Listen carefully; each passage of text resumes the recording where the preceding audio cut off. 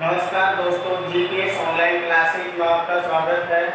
दोस्तों, हम पढ़ रहे थे भारत की प्रमुख खाद्यान्न फसलों के अंतर्गत गेहूं हमने पढ़ा था। तो उसके बाद गेहूं के बाद हम दूसरा टॉपिक लेते हैं चावल। तो चावल के बारे में हम समझते हैं। देखो, आपको पता होगा चावल जो है भारत की सर्वाधिक या सबसे ज़्यादा मुख्य फसल है। यानी आपसे पूछा जाए भारत की सबसे बड़ी खाद्यान्न फसल का नाम क्या है, तो उसका नाम आता है चावल। उसका नाम चावल आता है। और दूसरे नंबर पर जो आती है गेहूं है। तो चावल जो है सर्वाधिक देश के जो है पूर्वी और दक्षिणी जो राज्य होते हैं उनके अंतर्गत चावल का सर्वाधिक इस्तेमाल किया जाता है। तो आपको पढ़ना है, क्योंकि भारत के अंतर्गत ये मुख्य फसल होने के कारण इसको देश के अधिकांश भागों में बोया जाता है। और इस फसल को यानी खरीफ की फसल के अंतर्गत उत्पादित किया जाता है। खरीफ की फसल के अंतर्गत उत्पादित किया जाता है। और यहाँ पर बात करते हैं चावल में। चावल में जो है भारत का जो स्थान है चीन के बाद अपना दूसरा स्थान रखता है। यानी आपसे पूछा जाए चावल में विश्व में कौन सा देश अपना प्रथम स्थान रखता है, तो चीन आता है। और आपसे पूछ लिया गया था पिछली बार, यानी भारत का चावल उत्पादन में कौन सा स्थान है, तो आपको ध्यान रखना है दोस्तों, दूसरा स्थान है। जनसंख्या का आपसे पूछता है कौन सा स्थान है, आपको ध्यान रखना है वो भी दूसरा स्थान है। उसके बाद आपसे पूछता है गेहूं में कौन सा स्थान है, मैंने आपको बता दिया था। तो गेहूं में उत्पादन में जो है भारत का स्थान तीसरा है, चीन, अमेरिका और भारत है। तो उसके बाद यहाँ आपको जानना है चावल भारत की मुख्य खाद्यान्न फसल है। इसको देश के अधिकांश भागों में बोया जाता है।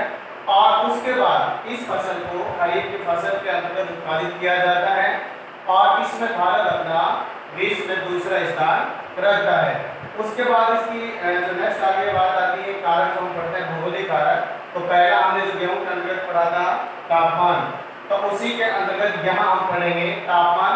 तो चावल एक उष्णकटिबंधीय भागों में, भाई इसके लिए उष्ण टेम्परेचर की आवश्यकता होती है।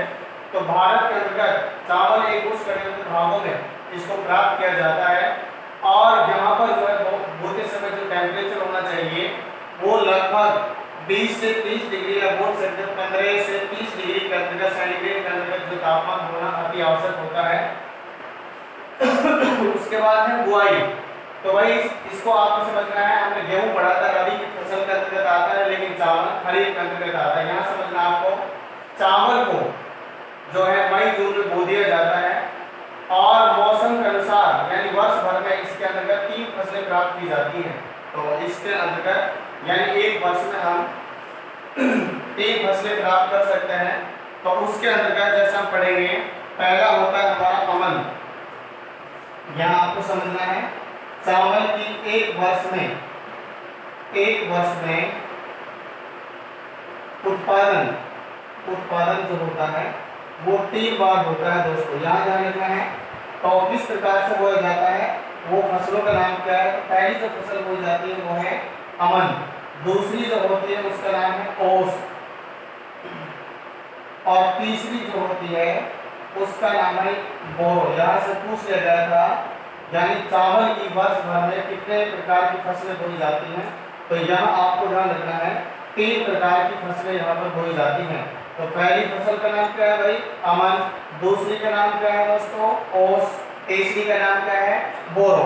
अब आपको यहाँ ये समझना है अमन फसल को यानी किस अवधि में बोया जाता है, किस काल में बोया जाता है, शीत में, गर्मी में या वर्षा में। तो यहाँ आपको ध्यान रखना है मानसून कालीन। एक बार समझो यहाँ पर मानसून कालीन अमन फसल का जो प्रकार है चावल का, इसको किस अवधि में बोया जाता है। तो यहाँ आपको ध्यान रखना है मानसून काल में जो चावल की अमन फसल होती है इसको मानसून काल में उत्पादित किया जाता है। यहाँ ध्यान रखना है ओस, तो शीतकाल में वो सर्वाधिक होती है, वैसे ध्यान रखना है ओस शीतकाल। तो यहाँ ये हो जाएगी शीतकाल के अंतर्गत शीतकालीन या शीतकाल। उसके बाद है बोरो। तो यहाँ आपको समझना है ये हो जाता है आपका ग्रीष्म काल। ये यहाँ से क्वेश्चन पूछ लिया गया था, तो ये आपको सीधा सीधा रखना है।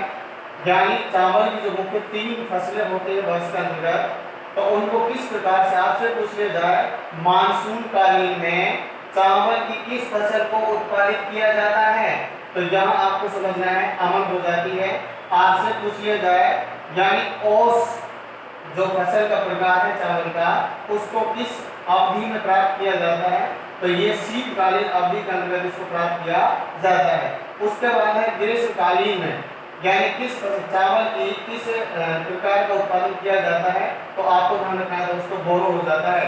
अब यहाँ ये खरीफ की फसल के अंतर्गत क्यों आता है, इसका कारण समझिए, क्योंकि 86% चावल का उत्पादन 86% चावल का उत्पादन अमन अर्थात मानसून कालीन में उत्पादित किया जाता है, अर्थात मई जून में इसको बो दिया जाता है। तो 86 यहाँ पर जब हो जाएगा तो सीधी सी बात है किस फसल में आएगा भाई, खरीफ में आएगा, यहाँ आपको समझना है। तो इस कारण से इसको खरीफ की फसल के अंतर्गत रखा गया है। कारण क्या हुआ, तो शीतकाल में प्राप्त किया जा रहा है, ग्रीष्मकाल में भी किया जा रहा है, उसके बाद मानसून कालीन में अनुपात हमने देखा है 100 में से, यानी 86% जो भाग है वो अकेला यानी मानसून कालीन अमन के अंतर्गत प्राप्त किया जाता है। इस कारण से इस फसल को खरीफ की फसल के अंतर्गत रखा जाता है। उसके बाद हम बात करते हैं बुआई, ये इसकी बुआई हो गई। अब आगे नेक्स्ट बात करते हैं मृदा, नेक्स्ट बात करते हैं आगे मृदा जो हम पढ़ रहे थे, जैसे हमारी गेहूं की फसल पड़ी थी, उसकी जो भौगोलिक कारक हेडिंग थी उस सेम हेडिंग वही होगी। आप यहाँ देखिए मृदा, समझिए एक बात मृदा, उसके बाद में दिखाऊंगा आपको मृदा। दोस्तों यहाँ आपको समझना है मृदा चावल के उत्पादन के लिए भारत में जो नदियाँ होती हैं, जो नाले होते हैं, उनके द्वारा जो मिट्टी बहाकर लाई जाती है जिसे कहा जाता है दोमट, जिसे कहा जाता है दोमट या बोल सकते हैं कछारी मिट्टी। तो इस मिट्टी की सर्वाधिक आवश्यकता होती है। तो यहाँ आपको समझना है चावल के लिए मृदा यानी चावल के उत्पादन के लिए भारत में नदियों नालों के द्वारा जो सर्वाधिक उपजाऊ मिट्टी जो बहाकर लाई जाती है, अपर्दन बोलते हैं, आपको बताया था मैंने पहले भी। अपर्दन होता है वर्षा के द्वारा, हवा के द्वारा, चक्रवात के द्वारा मिट्टी का एक स्थान से बहकर और दूसरे स्थान पर चला जाना क्या कहलाएगा भाई, अपर्दन कहलाएगा। यहाँ समझिए मिट्टी का एक स्थान से, कारण हो सकते हैं वर्षा के द्वारा, हवा के द्वारा, चक्रवात के द्वारा, एक स्थान से बहकर और दूसरे स्थान पर चला जाना, तो वहां पर उसे कहा जाएगा अपर्दन। अर्थात जिस जगह जो है दूसरी नई जरूर मिट्टी आकर जमा हो जाती है तो उसे कहा जाता है अपर्दन। तो इस प्रकार से यानी इस फसल के लिए सबसे जो मौसमी मृदा होती है उसे दोमट या कछारी मिट्टी के नाम से जाना जाता है। अब आती है वर्षा, यहाँ से आगे नेक्स्ट टॉपिक इसका है वर्षा। समझे एक बार, उसके बाद मैं लिखा था आपको वर्षा। यहाँ देखिए चावल एक खरीफ की फसल है, सीधी सी बात है, मैंने आपको बता दिया है 86% अमन से प्राप्त किया जा रहा है, खरीफ की फसल है।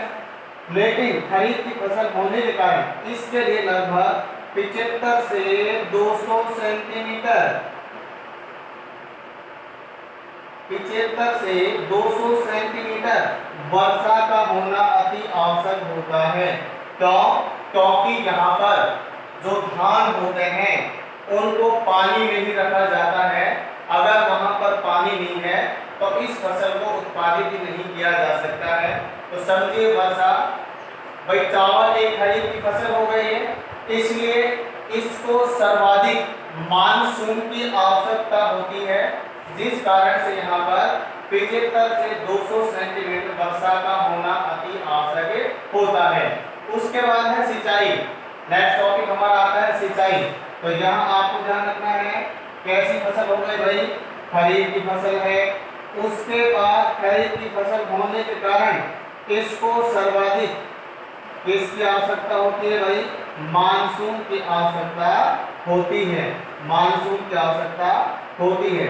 तो यहाँ पर खरीफ की फसल होने के कारण इसको सर्वाधिक रूप से जो है मानसून की आवश्यकता होती है, सिंचाई के द्वारा इसका उत्पादन नहीं किया जा सकता है, क्योंकि डिपेंड मानसून पर, तो मानसून पर निर्भर होने के कारण इसके लिए सिंचाई की आवश्यकता नहीं, बल्कि मानसून 75 से 200 सेंटीमीटर वर्षा की आवश्यकता होती है। तो ये आपको ध्यान रखना है। उसके बाद है भारत में उत्पादन। भारत में चावल उत्पादित राज्य, चावल उत्पादित राज्य, तो आपको समझना है इनमें से 90% जो मैं आपको बता रहा हूं 90% पश्चिम बंगाल, पहला है पश्चिम बंगाल, यहां आपको समझना है पश्चिम बंगाल 15.22, उसके बाद हो जाता है आंध्र प्रदेश, उसके बाद है आंध्र प्रदेश, उसके बाद आंध्र प्रदेश ये हो जाता है 14.3%, उसके बाद उत्तर प्रदेश ये हो जाता है उत्तर प्रदेश यानी 11.78%, उसके बाद उड़ीसा 9.2%, उसके बाद बिहार 8%, तमिलनाडु 8.2% और अन्य राज्यों में जैसे मध्य प्रदेश 8% तथा उड़ीसा, असम के अंतर्गत छत्तीसगढ़ है और झारखंड आदि राज्यों में जो है चावल का उत्पादन किया जाता है। अर्थात जो 90% जो पूर्वी राज्य है, दक्षिण पूर्वी राज्य है, तो इनके अंतर्गत प्राप्त किया जाता है। अब लास्ट जो हमारा बचा है वो राजस्थान के अंदर जो हम रहते हैं, तो इसमें से आपको ध्यान रखना है गंगानगर है, हनुमानगढ़ है, उसके बाद कोटा है और उसके बाद बूंदी है। केवल इन 4 राज्यों में जो 4 जिलों में केवल यानी चावल का उत्पादन किया जाता है। यहाँ समझिए गंगानगर, हनुमानगढ़, उसके बाद कोटा और बूंदी जिलों के अंतर्गत जो है चावल का उत्पादन हमारे राजस्थान के अंदर किया जाता है। तो भाई ये हो जाता है आपका चावल। तो अब हम इसका लिखना शुरू करते हैं। तो यहाँ समझिए इसको एक बार, बहुत आसान है, सारी गणित समान है और सब खाद्यान्न फसलों में इसी तरह से हमें देखना है। केवल आपको समझना है कौन सी फसल किसके अंतर्गत आती है, रबी या खरीफ में जायज है, तो आपको आसानी रहेगी। तो यहाँ मैं लिख रहा हूँ चावल एक भारत देश की, चावल एक भारत देश की मुख्य खाद्यान्न फसल है। चावल एक भारत देश की मुख्य खाद्यान्न फसल है। उसके बाद ये फसल देश के अधिकांश भागों में, यह फसल देश के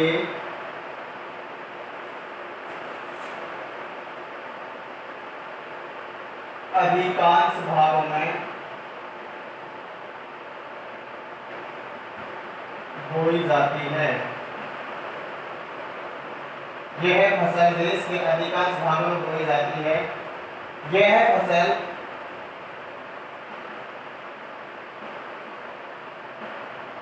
खरीफ की फसल के अंतर्गत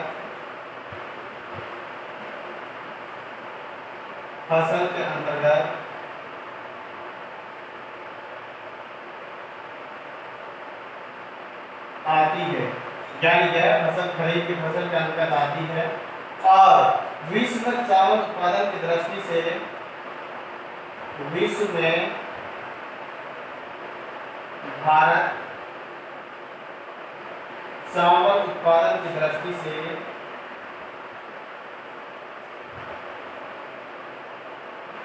दृष्टि से अपना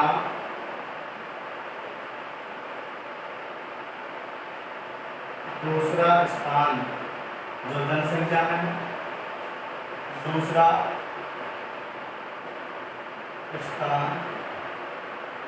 या द्वितीय स्थान रखता है। दोस्तों बिल्कुल आसान है। चावल एक भारत देश की मुख्य खाद्यान्न फसल है। ये फसल देश के अधिकांश भागों में बोई जाती है और यह फसल खरीफ की फसल के अंतर्गत आती है। इसीलिए विश्व में भारत चावल उत्पादन की दृष्टि से अपना दूसरा स्थान रखता है। अब यहाँ पढ़ते हैं पहला कारक तापमान। देखिए चावल एक उष्णकटिबंधीय भागों में चावल एक उष्णकटिबंधीय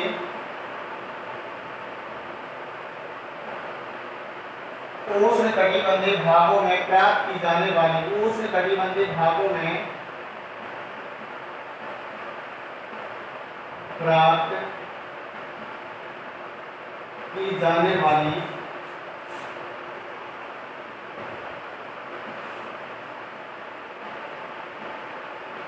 फसल है।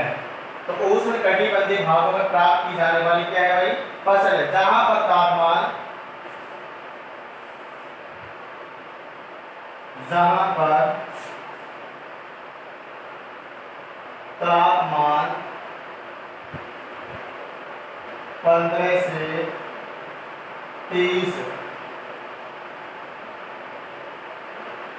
सेंटीग्रेड होना आवश्यक है। अर्थात यह फसल ताप क्षेत्र वाले भागों में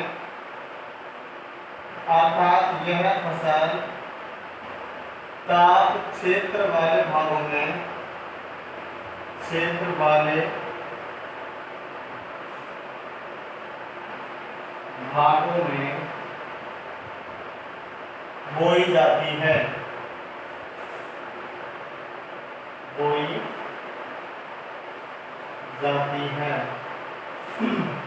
आगे देखिए, आगे इसकी बुआई, तापमान हो गया, दूसरा है बुआई। यहां समझिए भाई, चावल की कृषि को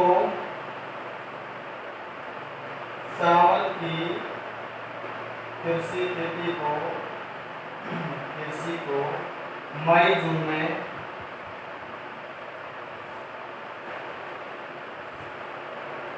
बोया जाता है।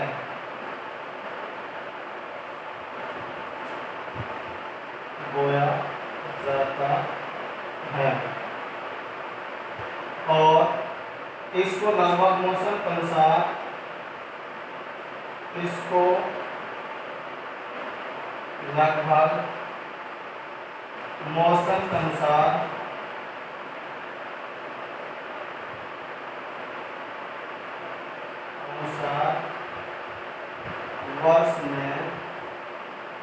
के अनुसार वर्ष में 3 फसलों के रूप में मौसम के अनुसार वर्ष में 3 फसलों के रूप में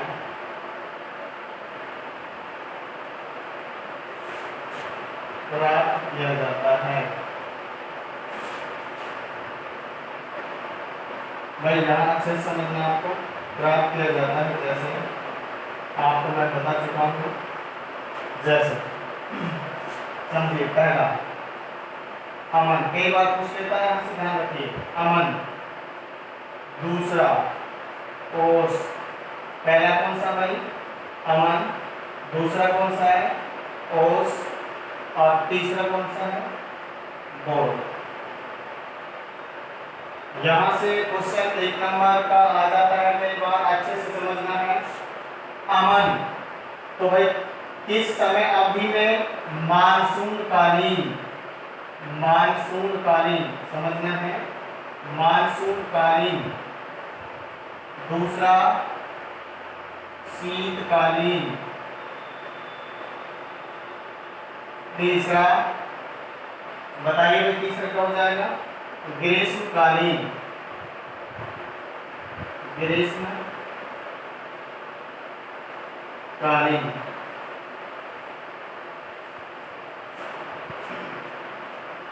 तो बुआई चावल की कृषि को मई जून में बो दिया जाता है और इसको लगभग मौसम के अनुसार वर्ष में 3 फसलों के रूप में प्राप्त किया जाता है। पहला है अमन, दूसरा है और तीसरा है बोरो।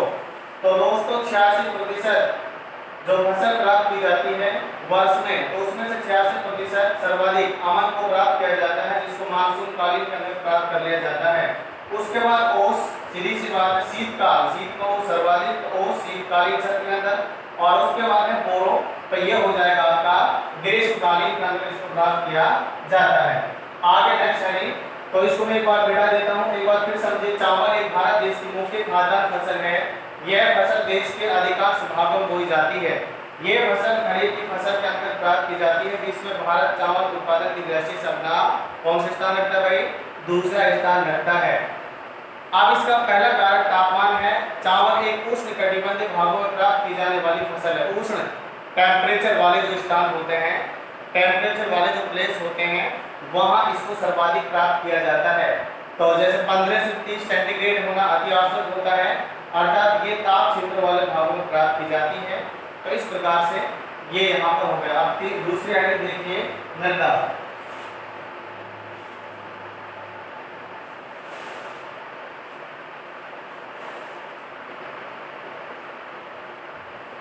यहाँ हम देखेंगे मृदा में आपको बता चुका हूँ, नदियाँ और नालों के द्वारा जो मिट्टी एक स्थान से दूसरे स्थान पर बहाकर ले जाई जाती है, तो वो मिट्टी, दोमट मिट्टी, कछारी मिट्टी जो होती है, उसे चावल के लिए सर्वाधिक महत्वपूर्ण माना जाता है। तीसरा कारक इसका भौगोलिक कारक है, वो है मृदा। चावल के उत्पादन के लिए, चावल के उत्पादन के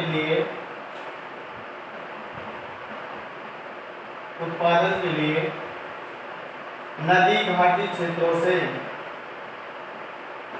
नदी घाटी क्षेत्रों से, नदी घाटी क्षेत्रों से बहकर आने वाली,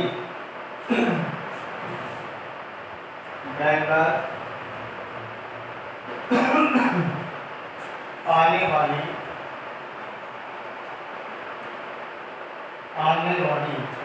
दोमट व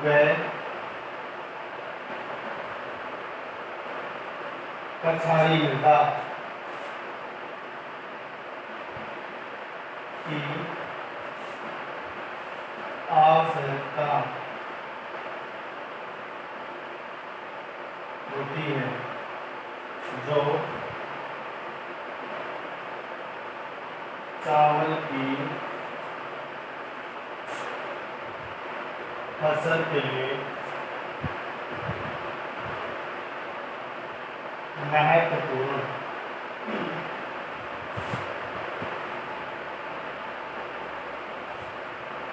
होती है। बिल्कुल आसान। उसके बाद नेक्स्ट है वर्षा।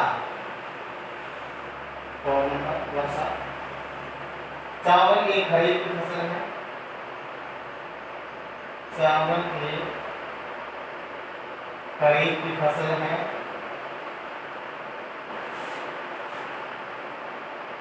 इसे सर्वाधिक या इसको सर्वाधिक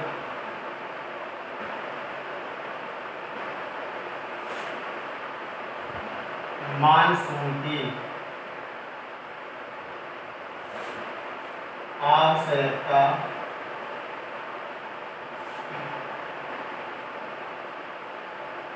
होती है। सर्वाधिक किसकी आवश्यकता होती है भाई? मानसून की। तथा जिन क्षेत्रों में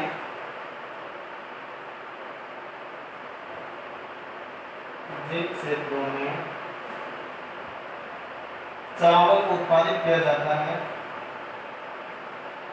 चावल को उत्पादित किया जाता है, उन क्षेत्रों में वर्षा 75 से 200 सेंटीमीटर के मध्य होनी चाहिए।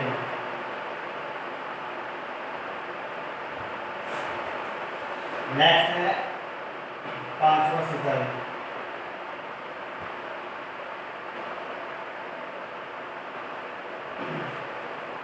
चावल एक खरीफ की फसल है, आपको पता है। चावल एक खरीफ की फसल है। चावल एक खरीफ की फसल है, इसलिए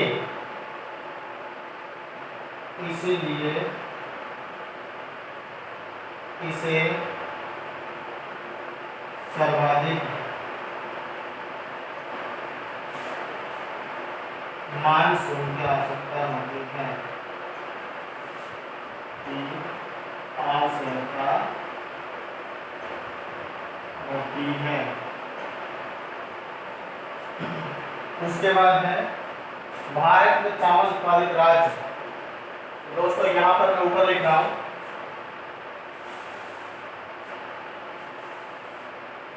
वर्षा चावल एक खरीफ की फसल है, इसको सर्वाधिक मानसून की आवश्यकता होती है और जिन क्षेत्रों में चावल को उत्पादित किया जाता है उन क्षेत्रों में वर्षा 75 से 200 सेंटीमीटर के मध्य होना अति आवश्यक होता है। उसके बाद सिंचाई, तो सिंचाई सीधी सी बात, चावल एक खरीफ की फसल है, इसको सिंचाई के लिए अत्यधिक मानसून की आवश्यकता होती है क्योंकि ये फसल मुख्य रूप से मानसून पर निर्भर करती है। आगे है भारत में चावल उत्पादित राज्य। नेक्स्ट आपका है भारत में चावल उत्पादित राज्य। यहाँ देखिए देश में चावल के कुल उत्पादन का, देश में चावल के कुल उत्पादन का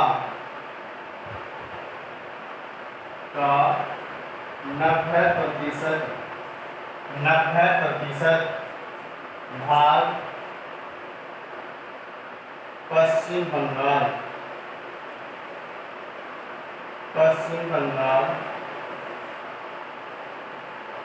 15.22%, आंध्र प्रदेश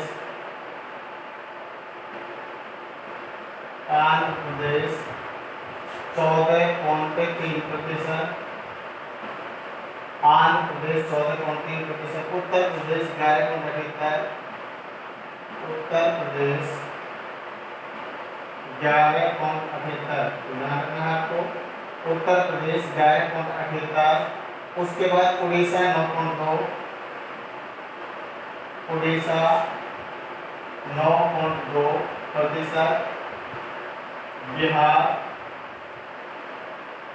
8%, उसके बाद तमिलनाडु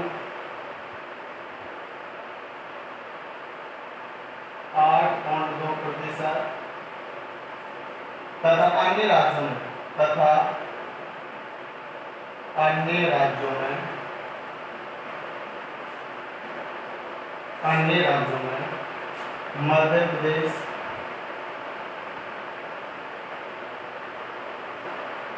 असम, छत्तीसगढ़, झारखंड,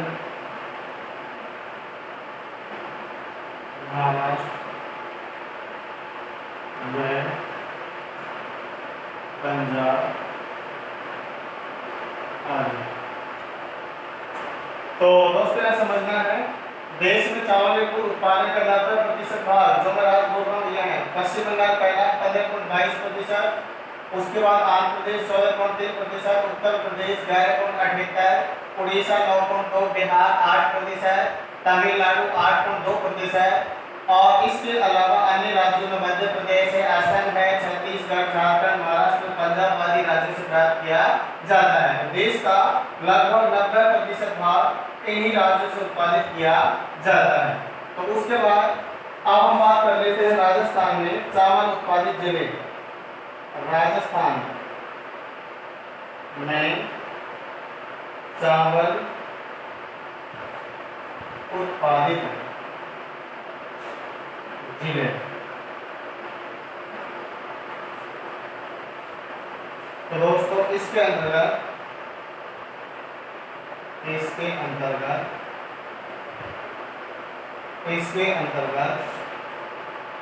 गंगानगर, हनुमानगढ़, कोटा व बूंदी जिलों में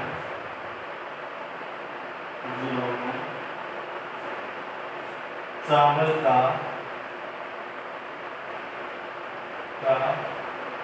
उत्पादन किया जाता है। चावल का उत्पादन किया जाता है। उसके बाद एक नोट, देश का 86%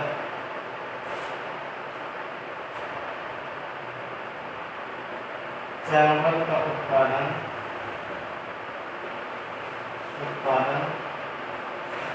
अमन मानसून काल, मानसून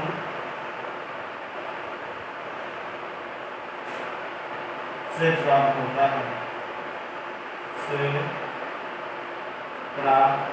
है, इसीलिए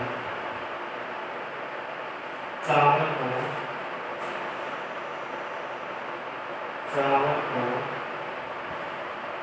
खरीफ की फसल में